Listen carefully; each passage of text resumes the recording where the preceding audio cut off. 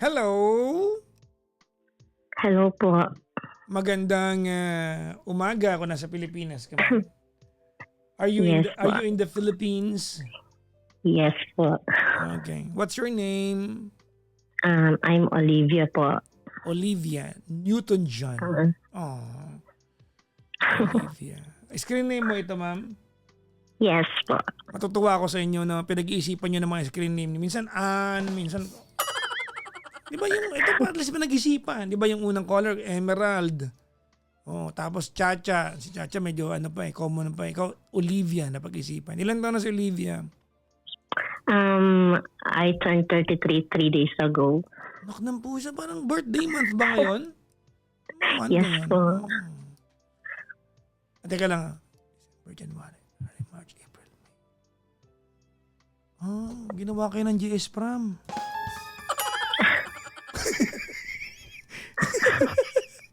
Sige. Bumilang ka. Po. Asan ka ngayon, Olivia? Nasa Pateros po. Pateros. Di ba yan yung maraming Penoy tsaka balot? Yes po. Marami po dito. Pateros. Anytime. Anywhere. Anong ginagawa sa buhay ni Olivia? Full-time mom lang po. Huwag nilalang lang ang pagiging full-time mom, ha? Mahirap po siya. Hirap yan, ha? Araw-araw overtime, walang break time. Diba? Yes po. Well, anyway, si Olivia ay... Asan yung mister mo? Natutulog na po. Actually, alam niya pong tatawag po kayo. Ba't nahihiya ako? Ano ba to? Problema ba to? You just wanna appreciate your husband? I think nagiging problem siya sa akin dahil hindi ko po masyadong na-open up na sa asawa ko. Okay. Yung mga nararamdaman ko lately. So, at hindi ko din alam kung problema din niya yun. Okay. Huwag kang mag-alala. Gagawin natin problema ngayong gabi yan, ha? Papalakihin natin, ha? Total, gusto mo ng problema. Sige. Okay, tell me the problem, ma'am. Mag-start na lang po ako kahit quick background lang po ng paano ko siya nakilala. And then yun. Nagkakilala po kami. I was single mom po din. Okay. And then sa pagkakataong hindi inaasahan talaga na magkaroon ako ng boyfriend o kaya partner, dumating siya sa buhay ko. So, he came along when you were not looking for love? Yes po. Oh. Ang focus ko lang noon that time is magpakananay. Matapos ko yung culinary and then magbarko para makapag-ipon para sa sariling bahay ng anak ko kasi lalaki po siya. Ilang taon na yung anak mo na makilala mo to? 4. 4.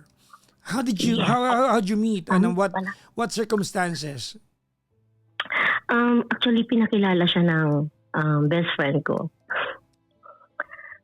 And then sabi ng friend ko, "Hoy, nag-message si replyan mo." Ganon. And then sabi ko, anong message sa'yo? Pa? Anong message sa'yo? Hi. Saan ka daw niya nakita? Hindi ko po alam Ang alam ko lang is nakita niya akong nag-comment sa Facebook ng best friend ko. Okay. So parang nakita niya na... Stop. Okay. Olivia. Okay. I would expect that you know the circumstances of how you guys met. So wag mo ikwento to na parang hindi ka sure, ha? Alam mo to. Wag parang nanguhula. Hindi ko alam kung nakita niya. Alam mo yung kwento na to, ha? Very quick po kasi yung parang pagpapakilala and then paano na yun. Baka nakita niya ako pero ang alam ko po is nag-comment ako sa post ng best friend ko and then nakita niya and then in-add niya ako pero hindi ko po siya in-accept noon.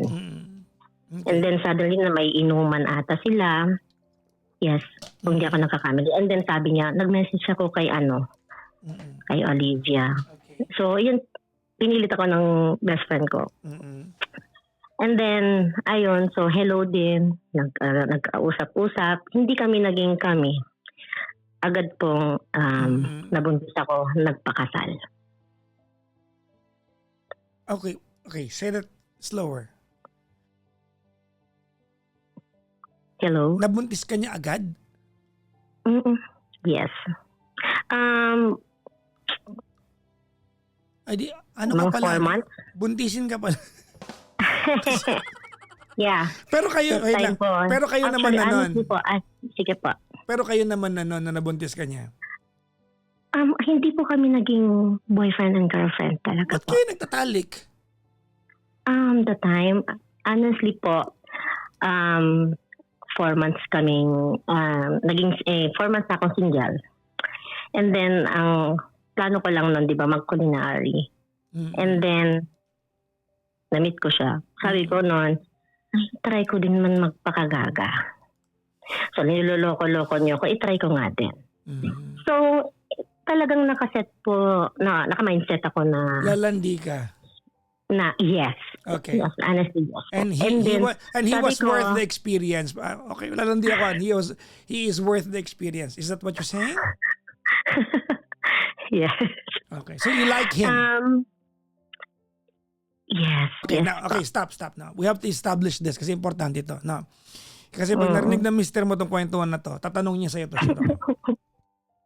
Noong time na yon, kung hindi ba siya yung na-meet mo, lalandi ka pa rin ba? O dahil lang siya yung na-meet mo? Namimili po ako. Oh, Sa totoo lang, yes. so during that namimili po time, ako. it was irrelevant to you who was there. Pa. Irrelevant sa'yo kung sino.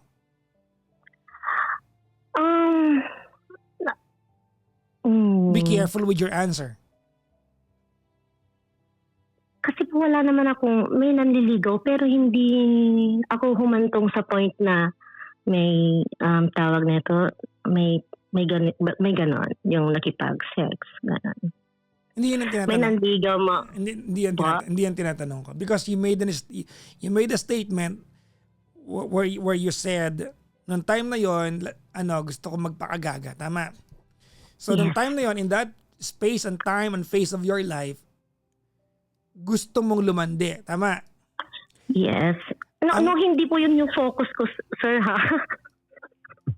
Hindi naman yun po. Parang kapag may dumating, tapos like ko naman, wag lang mabuntis. Ganon yung nasa isip ko. Hindi yan ang tinatanong ko. Please allow me to finish. Ang tanong ko sa'yo dito, you better be careful with your answer. Okay? Kung sakaling iba ba yung dumating, lalandiin mo pa rin ba? O sa kanya lang dahil gusto mo siya? Feeling ko po, dahil gusto ko siya. Okay, I'll stop there. Kasi, pag narinig niya to, maniwala ka sa akin. Okay na yun. Okay na. Titigil na ako doon. So, lalandi ka kasi siya yun. Yes. Okay, stop na tayo doon. Okay, tuloy mo yung kwento mo, ma'am. And then, yun po, hindi naman one time yung nag-sex kami, nabuntis ako. Hindi na po. Palagi pala. Nung una po, akala ko after, prinamis ko sa sarili ko kasi na hindi ako mai-in love. Hindi ako mai-in love. Pero, na-in love po talaga ako. So, akala ko po dati, after lang siya, sex, ganyan, dahil nga, doon kami nag-start eh. So, akala ko yun, hanggang doon lang. Tapos sinabi pa niya nun na, ayoko ng anak dahil takot ako sa responsibilidad. Sabi nino? Yung asawa ko po. Okay. Yun po yung sabi niya noon. Pero after 2 months, sinabi niya na gusto ko nang magkaroon ng baby. Oh, okay.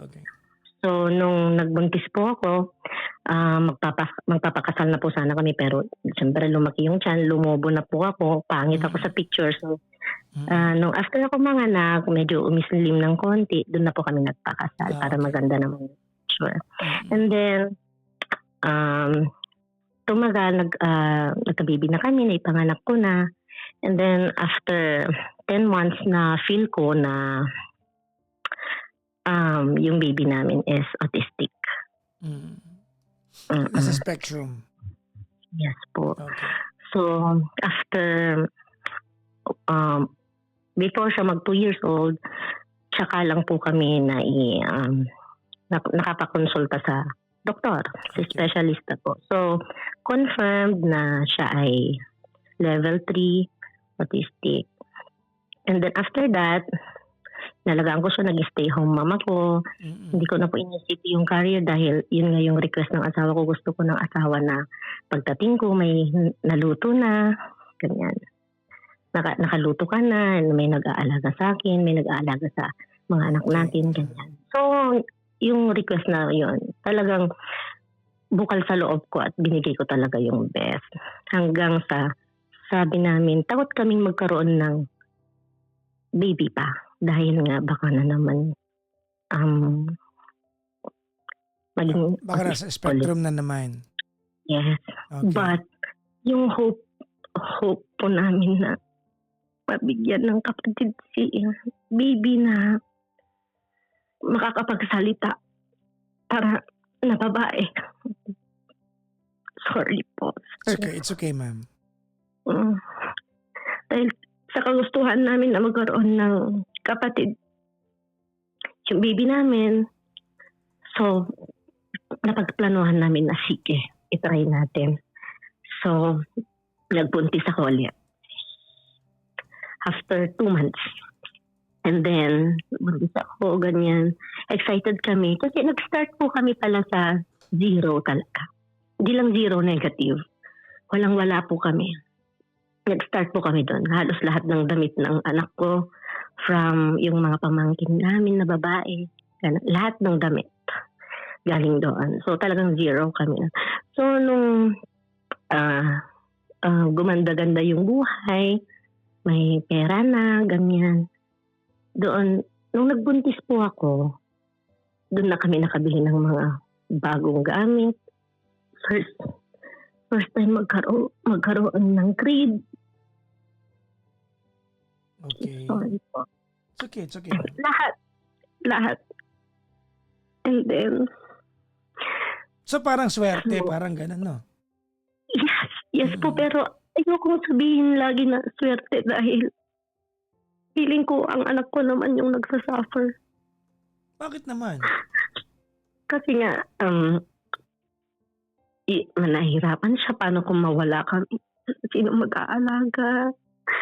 Paano kami makakapag-ipon ng pang-business para may income siya? Pag nagkataon na talagang hindi siya makapag-aral. Tinuturuan ko na lang siya ng mga gawaing bahay para sa kapag lumaki siya. Sobrang ganda kasi niya, Papa Jackson. Actually, ang ganda-ganda ng anak ko. So sabi ko, mayroon at mayroong magmamahal sa anak ko. So kahit Wait man lang, lang ma'am. yung... You are referring to what child? Pa?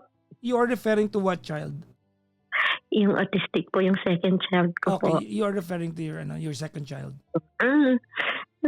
Asa na po ako nawala tuloy. I'm sorry. And then, ayan po. So, nagbuntis nga, manganganak na po ako.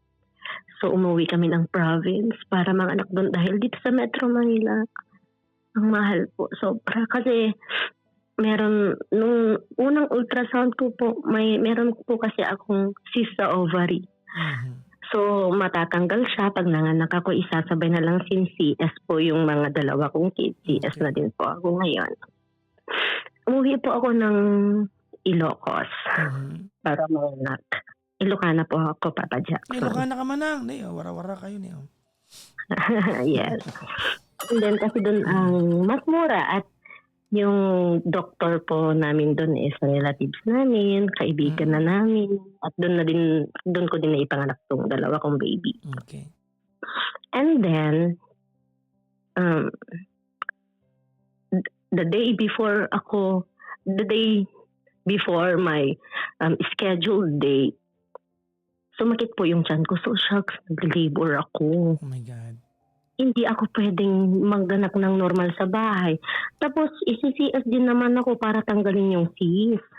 Mm-hmm. So, magkakaroon ng problema, doble-doble yung sakit. So sabi ko sa doktor, Dok, yung feeling ko nag-labor na talaga ako. Kasi syempre po alam ko yung pakiramdam na nun. Kasi hindi mo naman first time di ba? Yes. And then, pumunta na po kami after ko po maglaban ng gamit ng baby ko po, that time, sobrang excited kasi talaga ako. And then, pumunta kami sa hospital, and dyan, kuha-kuha ng heartbeat, ganyan, meron, ganito. Pero second case kasi ako dahil meron pang emergency CS na nauna. Okay. So, nung inakit na po ako sa delivery room, and then, yun, nasaksakan na ng kung ano, anek-anek dyan. Nung ilabas nila yung baby, may discoloration yung baby. You saw this? Po, yes. Oh my God. And then, bakit hindi umiiyak?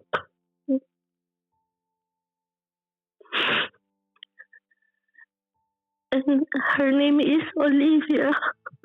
Oh, that's why. Papa Jackson, wala kasi akong tatay na mapagsabihan. Hindi ko alam yung pakiramdam ng asawa ko ngayon. Dahil kahapon. Hindi ko na din, yes, kahapon. Bumili kami ng school supplies ng baby namin. Tapos umiyak na lang siya dahil nandun kami sa baby company. Okay, ma'am, sorry. But let's backpedal a little bit na. What happened to the baby? Naputol kasi. Yes. Anyway, so hindi, sabi nila, re-revive yung baby. Ganyan. Pero that time kasi, right away, in 4 minutes, hindi ko pa din siya naririnig umiyak. So right away, tinanggap ko po. Hindi na ako nagtanong sa Diyos. Hindi na talaga kung ano yung will niya. Sorry, yun na lang po nasabi, sorry. Sa asawa ko, sorry. Sorry talaga. Tapos kasi, patay na pala siya sa loob ng chat ko that day. Kaya pala siya masakit. Dahil ongoing din akong merong appendicitis. Paano? Binigay na lang sa akin lahat. Ano ba yan? Wala akong time. Noong January 15 po, ito Papa Jackson. January 16? 15 po. 15 this year? Yes po. So wala ako. Hindi ko minamnam yung grieving. Kasi inuna kong i-accept lahat. Hindi tanungin ang Diyos kasi ayoko kong tanungin siya. Dahil ang sarap-sarap ng binigay niyang buhay na sa akin. After akong niloko ng daddy ng firstborn ko. So binigyan niya ako ng asawa, anak. Sobrang masaya. Hindi kami nag-aaway about sa pera kahit walang-wala kasi. Tapos kaya ayaw kong tanungin siya dahil siguro mayroon siyang rason. Actually, Papa Jackson, hindi ko naman talaga alam anong tatanungin ko sa'yo. Pero wala, nahihiya na din ako sa kapatid kong magkwento. Na sobrang sakit. Sobrang sakit talaga. Hindi ako makamove on. Ngayon gusto kong tanungin. Bakit yung baby? Ang masakit din doon, yung asawa ko.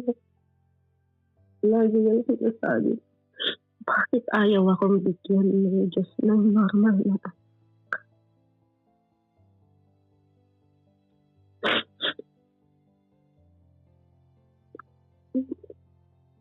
Sakit lang po talaga. Hindi ko po alam kung ano ba yung tamang batas ng pag-move on. Dahil takot din akong kalimutan. Kasi feeling ko pag pinalimutan ko, makakalimutan ko yung anak ko.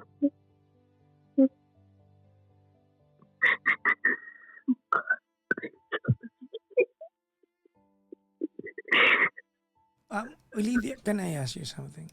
Mm, yes po. Did the doctor tell you the cause? Yes, stillbirth po. Patay na siya sa loob and then na-cold din po siya. Oh, Tapos ongoing yung appendicitis ko po. So, talagang naisip namin na sinisave din ako ng anak. so it was a combination of many unfortunate events. Yes. Napakamalas ko. No, you're not. You gained yourself an angel. It's a little bit, it's kind of leading to say it that way, but what else can we think of? Okay, ganito there's a line that I like to tell you. Mm, Sometimes we lose something or someone in this world to make us realize what we have already. mm, No. The universe will take away from us things or maybe people or maybe loved ones because it is meant to make us realize what we have already. It's para kitang ginagaslight, no? It's as if I'm trying to manipulate your emotion, but it makes sense right now. Such situation mo, ano? mm. Alam mo, at some point, we can both agree that there were times that you question bakit ka binigyan ng anak na nasa spectrum. You might not verbalize, but I'm sure it's a real question in your heart. Tama? And maybe, just maybe, no, losing your third child makes you realize that you have two beautiful kids still with you. Mm. I'm sure you don't have any questions for me because none of what you can tell me ay pwede kong sagutin. If there is anybody, it's you and your husband who know this more than anybody else. Kung ngayong gabi nagtataka tayo, if you are in pain, it's but normal because it's just so fresh, it's so recent. And I'm not surprised that you are in pain tonight. You know what? Alam mo ba, Olivia, in honor of your baby, she should have been named Olivia. But alam mo, Olivia,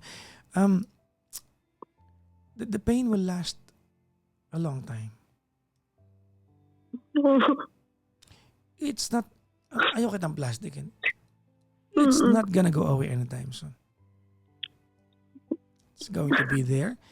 You're going to wake up lonely. You're gonna go to bed crying. You're gonna look at your two kids and say, there should have been 3 here, but now there's 2.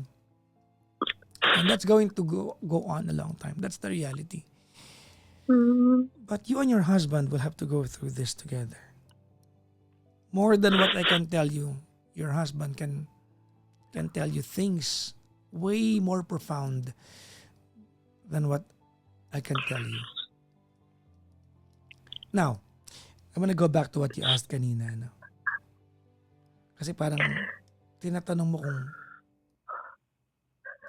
I don't know if I remember it right, na parang kung how do you deal with the pain of your husband? Parang ganun. Your husband probably feels the same way towards you. But you know what? Alam mo, Olivia, the last thing that you should need, that you would do kayo mag-asawa is to blame each other. That's the last thing that you would do. Don't blame each other. Yes. None of this. Ginusto ninyo.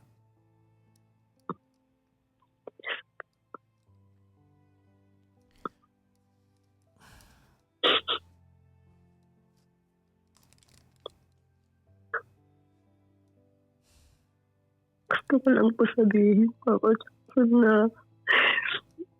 I want her back so much. I just hope I'm sorry, I didn't catch that. I want her back po. She's gone. Let me be the first person to tell you that.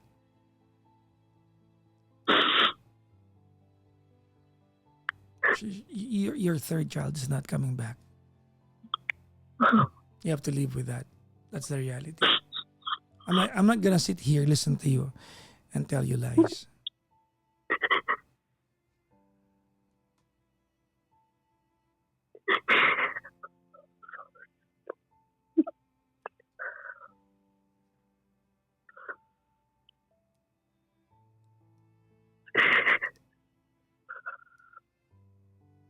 Sorry po. What? Sorry po. Huwag ka magtinda, sorry ka. Mali ako. Oh my God. It's okay. Naiisip ko lang po na parang gusto ko pong tumawa para sabihin yung nararamdaman ko kasi ayoko nang paulit-ulit yung sinasabi sa asawa ko. Boba, bakit naman hindi? Iisip ko pong pagod na pagod din siya sa trabaho. No.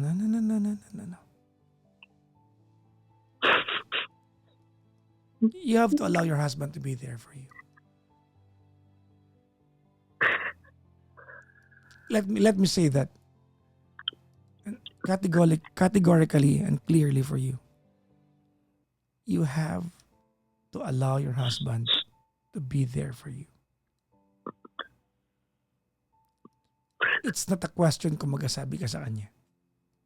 You really have to allow him to be there for you.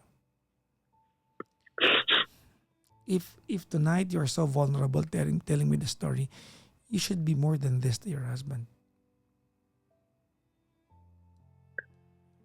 He's the first person.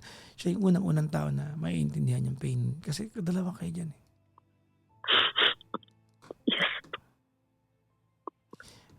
I do not know what to tell you, Olivia. I honestly don't. Thank you po. For what? Sa pagsasabi na hindi na siya I'm sorry.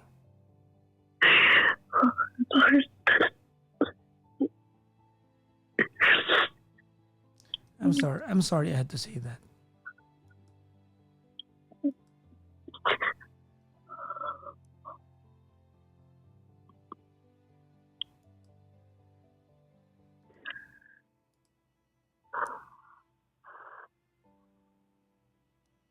Ikaw pa lang nagsabi na ito.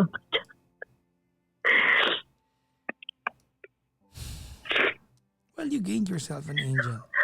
Alam mo yung when we say, I gained myself an angel, it's us just comforting ourselves. We aren't even sure if we gain an angel, but it helps us. No? Alam mo, in many aspects of life, naririnig natin yan eh. May bahay na may sakit, namatay yung aso. The family would say, yung aso sinave niya. Narinig niyo ba yan? Yung aso sinave niya yung may sakit. Kaya gumaling yung aso yung nag-sacrifice. Yung pusa namatay. We Filipinos, we say these things. Eh. It's not true. Let me be the first person to... It's not true. But we believe it because it provides some level of comfort to us. And you need all the help you can get to just get by. Okay, now, ba't ko sinasabi sa ito? Because a part of how you told me the story tonight is that there's that blame that you put yourself na kaya po namatay ang baby ko because she was saving me, na-save ako. So at some point, ang basa ko sa kwento mo is that you I don't know kung tama ako, but you feel bad that in order for your baby to have been able to save you, she had to leave this earth.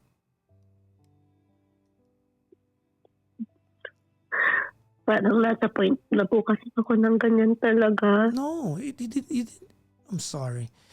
Hindi mo to ginusto. Things happened. It happened the way it happened and things happened.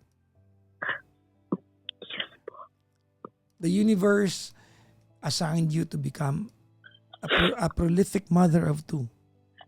To be the best chef sa dalawang anak mo. You'll never know, baka kaya ka nag-chef para mapakain ng sobrang sarap yung anak mo may autism. Hindi mo nakikita yung purpose no?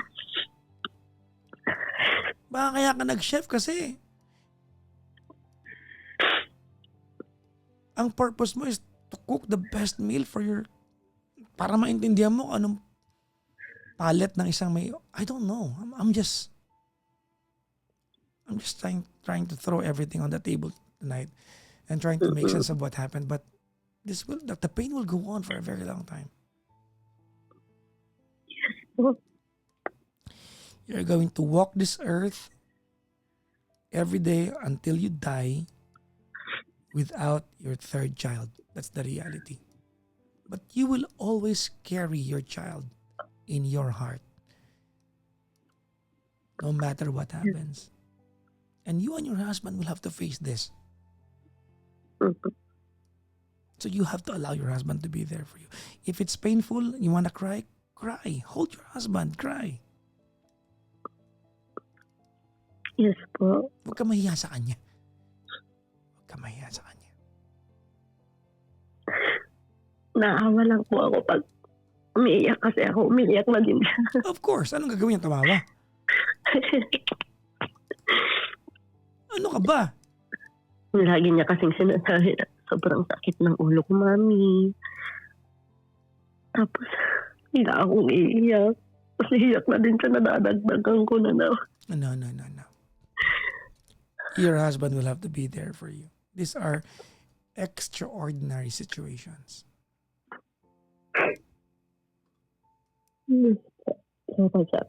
Sobrang thank you po.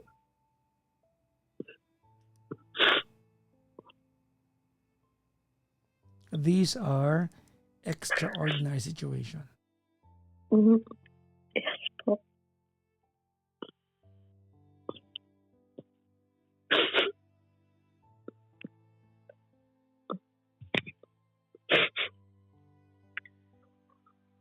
Thank you po, Papa. I'd like to commend your heart. You're a good mom.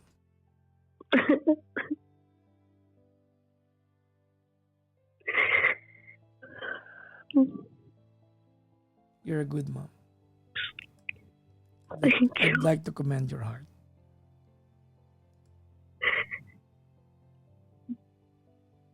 Thank you po.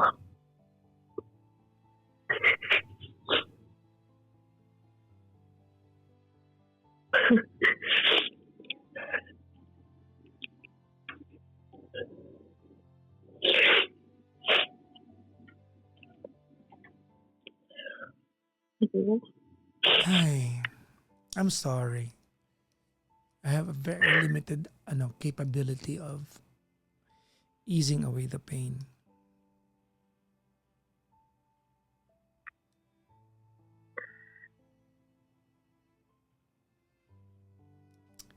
Let's do this now for what it's worth. If it's someone's stroke of luck or miracle,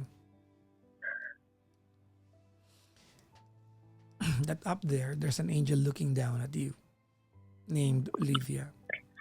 Yes. Smiling down at you. What do you want to tell her?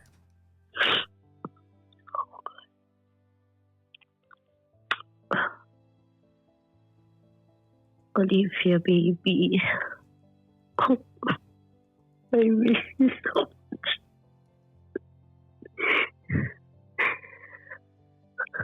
I really miss you. I want you. I want you, anak. Sobra.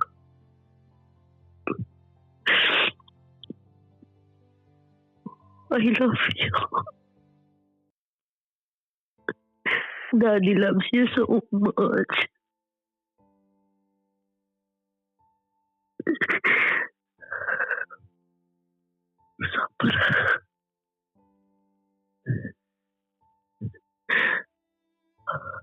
Sana hindi ko talaga makalimutan yung amoy mo.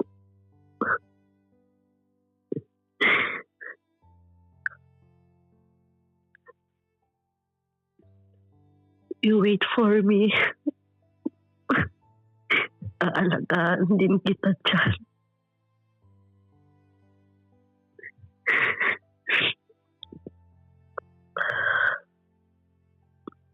Not now. Kasi kailangan na kailangan ako ni ate mo. But I know magkikita tayo at aalagaan kita.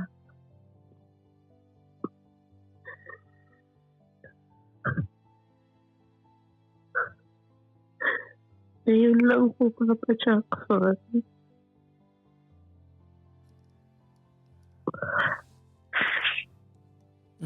Huwag kalilimutan ha, may 2 ka pang anak ha.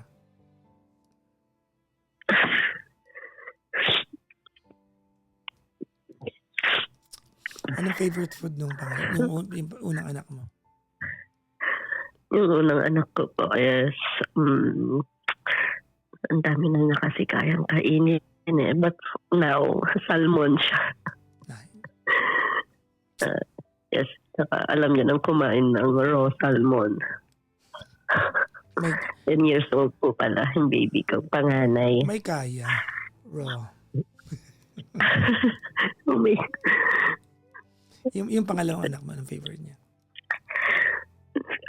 Lahat po noodles, kahit anong klaseng noodles. So, kailangan ko sometimes, o kaya pasta, any pasta po. So, sometimes chicken soup. Ganun. O kaya Lucky Me noodles. Chef, pero Lucky Me noodles. Oh my God. At least sa'yo nagaling, no? Yes po. O kaya pancit canton na calamansi. Lagyan mo naman ng ng mga tipong dried bean curd na para yung noodles may halo naman. Dati po, magaling siyang kumain ng kung ano-ano. Pero nung inalagaan siya ng lola niya, na-addict siya sa pandesal. So mula nun, hindi niya nagusto yung malunggay, kalabasa, ampalaya, lahat, pati onions, bawang, kaya nakain niya before. Ngayon, medyo pili. Naibabalik na naman po namin yung dati, pero hindi yung dating-dati.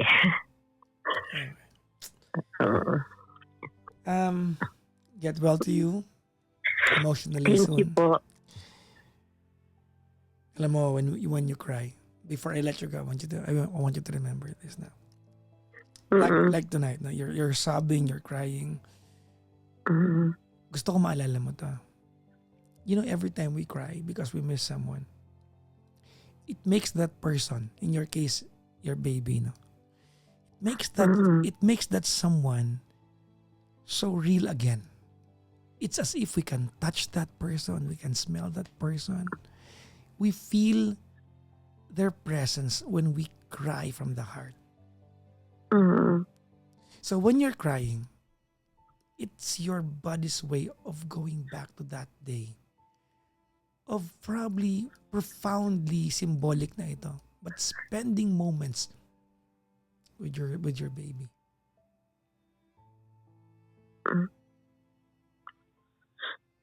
So don't feel bad when you feel like crying over the loss of your baby. You're supposed to. You're supposed to.